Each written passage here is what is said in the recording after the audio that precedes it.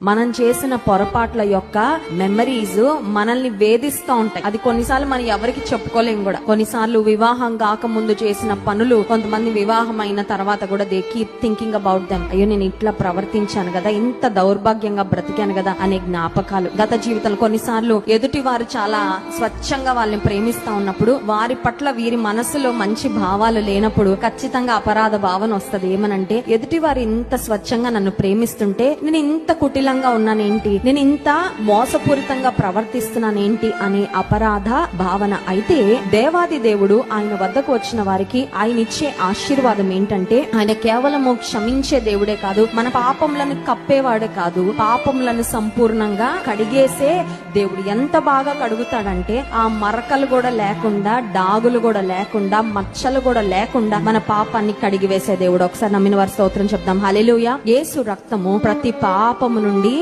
మనలను పవిత్రపరు